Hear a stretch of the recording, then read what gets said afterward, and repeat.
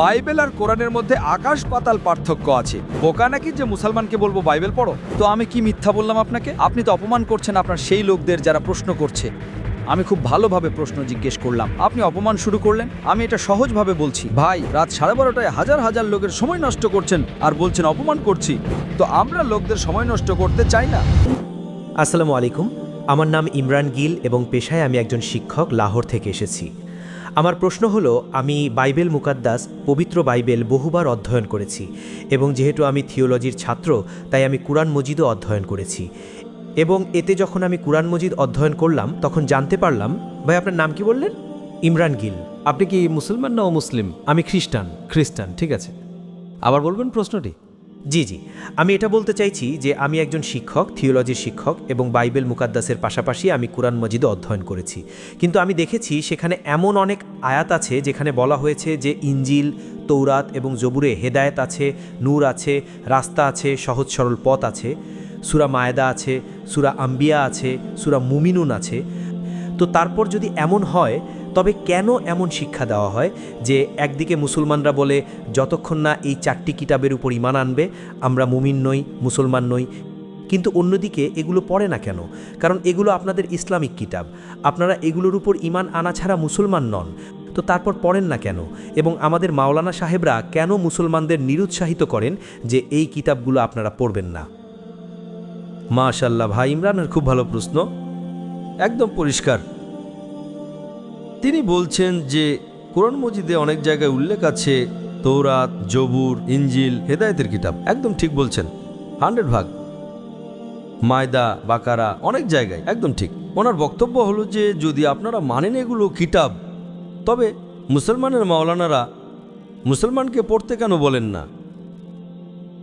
কারণ এই কিতাবগুলো বর্তমানে আর নেই। তৌরাত, জবুর, ইঞ্জিল আর নেই। এখন যা আছে তা এগুলোর বিকৃত রূপ। আজকের দিনে আপনি শিক্ষক, আমি ছাত্র। আপনি শিক্ষক তো, আমি তুলনামূলক ধর্মতত্ত্বের ছাত্র। যা কোরআনে লেখা আছে যে ইঞ্জিল আল্লাহর ওহী, আমরা মানি ইঞ্জিলকে আল্লাহর কালাম, বাইবেলকে নয়। বাইবেল কি? বাইবেলের শব্দটা কোথা থেকে এসেছে? বিবলস শব্দ থেকে। বিবলস মানে বইগুলোর বই, বুক অব বুকস, ঠিক কিনা? আপনি শিক্ষক, আমরা মানি। এখন আপনি পড়বেন গসপেল অ্যাকর্ডিং টু মার্ক, আপনি পড়বেন গসপেল অ্যাকর্ডিং টু ম্যাথিউ, আপনি পড়বেন গসপেল অ্যাকর্ডিং টু জন, আপনি পড়বেন গসপেল অ্যাকর্ডিং টু লুক। আমাদের চাই গসপেল অ্যাকর্ডিং টু জিসাস, ঈসা আলাইসাল্লাম। সেটা কোথায়? আমরা চাই যা ঈসা আলাইসাল্লামের উপর নাজিল হয়েছিল। এজন্যই মাঝে মাঝে মুসলমানরা ভুল করে। আমি বলি মাই বাইবেল, তো আরবিতে অনুবাদ করে ইঞ্জিল। আমি বলি ভাই সাহেব, আমি বাইবেলকে ইঞ্জিল বলিনি। এই বাইবেল যা আছে তা ইঞ্জিল নয়। আল্লাহ তাআলা বলেছেন যে যত কিতাব আগে এসেছে তাদের হেফাজত করার ওয়াদা করেননি। কিন্তু সূরা হিজর, সূরা নম্বর 15, আয়াত নম্বর 9 আল্লাহ বলেন যে আমরা জিকির নাজিল করেছি এবং আমরাই এর হেফাজত করব, কারণ এটা শেষ কালাম।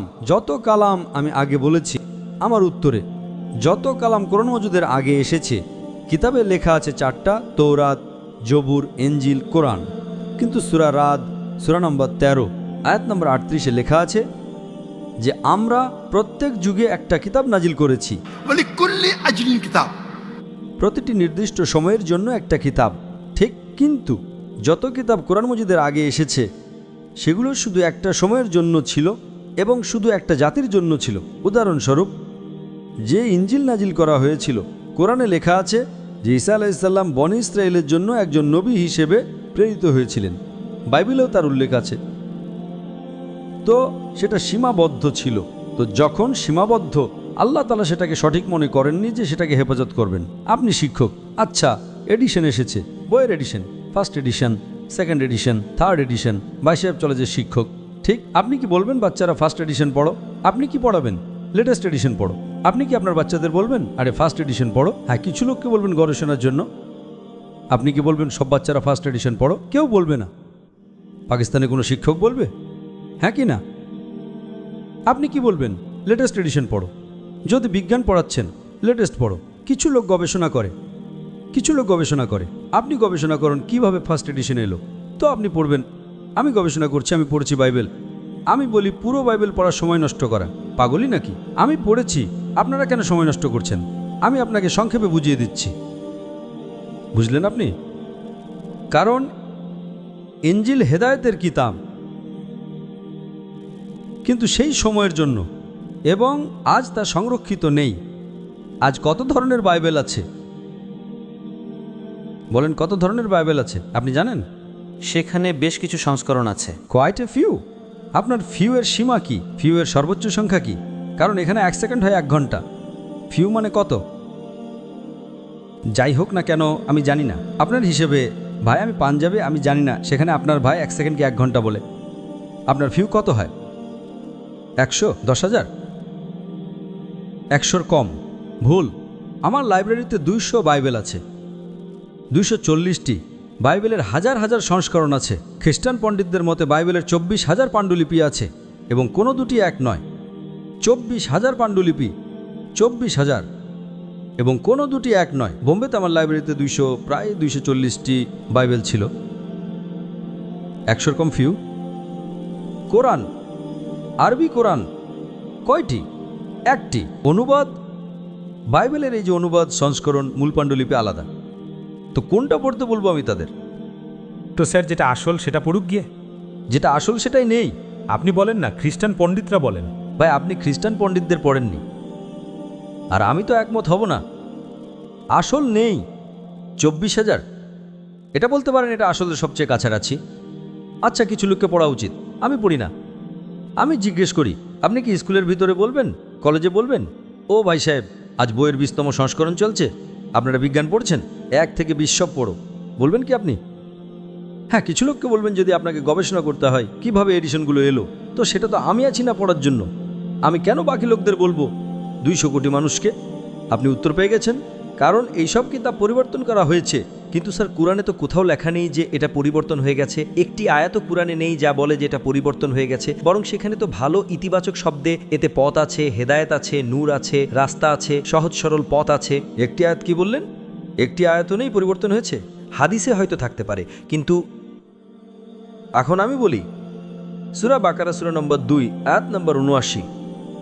فويل للذين يكتبون الكتاب في أيديهم ثم يقولون هذا من عند الله ليشتروا به ثمنا قليلا। দুর্ভোগ তাদের জন্য যারা নিজ হাতে কিতাব লেখে এবং বলে এটা আল্লাহর পক্ষ থেকে।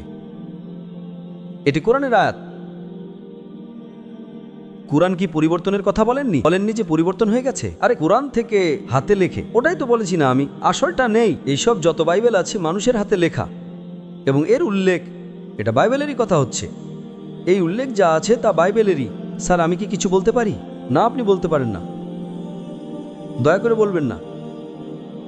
কারণ যদি আপনি ভালো অধ্যাপক হন, আমি 30 বার জিজ্ঞেস করেছি আপনি কি বলবেন এডিশন পড়তে? চুপ করে থাকুন, চুপ করে থাকুন।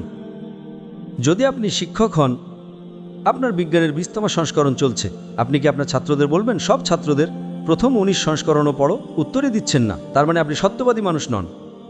মাফ করবেন, মাফ করবেন, আপনি হকের মানুষ নন। আপনি যখনই ফেসে গেলেন মুখই খোলেন না। দ্বিতীয় প্রশ্ন করেন, একটা আয়াত দেখাও। আয়াত দেখালাম, চুপ করে বসে গেলেন। আরে ভাই, একটু তো স্বীকার করো। হ্যাঁ, দুঃখিত, আমি ভুল করেছি, বিষয় শেষ। সরি বললে মানুষ ছোট হয় না। স্যার, আপনি নিজের মতো করে কথা বলছেন। আচ্ছা ভাই, কি পাঞ্জাবে শিখেছেন? আমি আপনাকে জিজ্ঞেস করছি, যদি আপনি বিজ্ঞান পড়তে যেতেন আর 20তম সংস্করণ পড়ানো হতো, কি আপনার পাঞ্জাবে বলে স্বাস্থ্যমন্ত্রী, বেটা এখানে শিক্ষাও আছে, কি আপনারা শেখান যে আগের 19 সংস্করণও পড়ো? শেখান কি?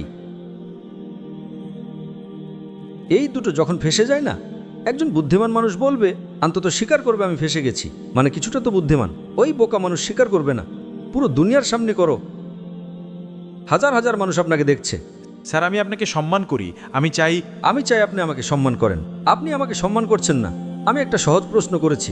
আপনি একজন শিক্ষক হিসেবে, আমি শিক্ষক নই, আপনি কি আপনার ছাত্রকে প্রথম 19 সংস্করণ পড়তে বলবেন? মুখ খোলো, মুখ খোলো। কিন্তু সাধারণ বই আর বাইবেলের মধ্যে পার্থক্য নাই। যে কোনো বই হোক ভাই, বাইবেল আর কোরআনের মধ্যে পার্থক্য আছে না? একদম ঠিক। কেন? ভাষা। বাইবেল আর কোরআনের মধ্যে আকাশ পাতাল পার্থক্য আছে। আকাশ পাতাল পার্থক্য আছে। একদম ঠিক, একদম ঠিক। তো বোকা নাকি যে মুসলমানকে বলবো বাইবেল পড়ো?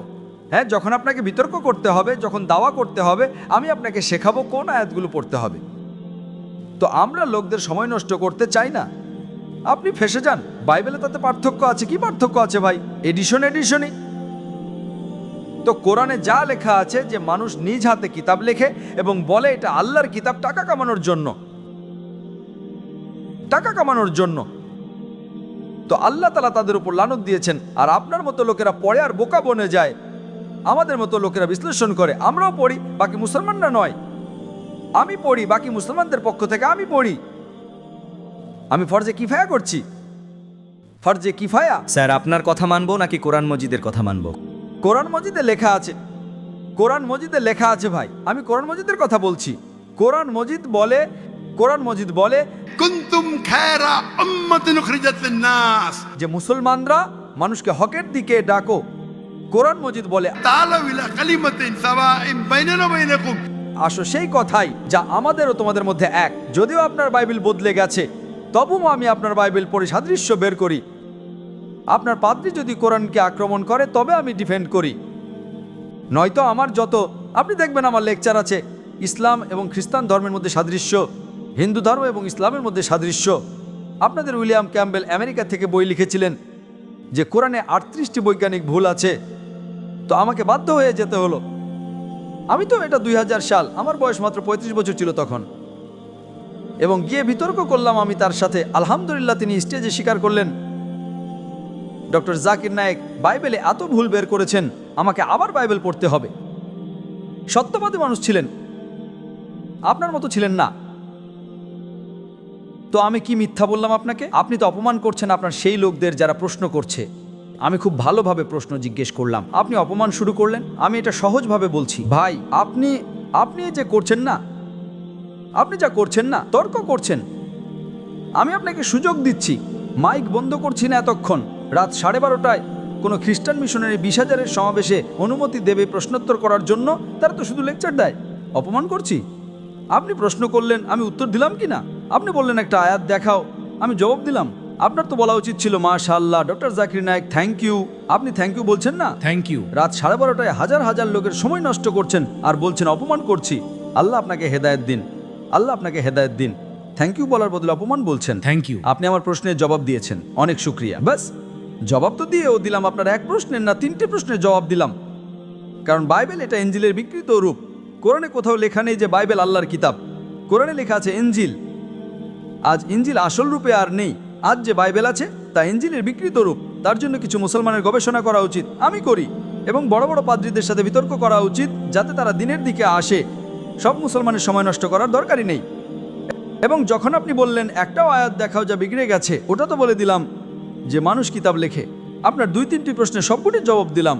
শেষে আপনি থ্যাংক ইউ বললেন। ভালো, আল্লাহ আপনাকে হেদায়েত দিন। আমি আপনাকে ভালোবাসি। আল্লাহ আপনাকে পথ দেখান যাতে আপনি সঠিক পথে আসেন। আপনাকে অনেক ধন্যবাদ। আমি আপনার জন্য যিশুর নামে প্রার্থনা করব।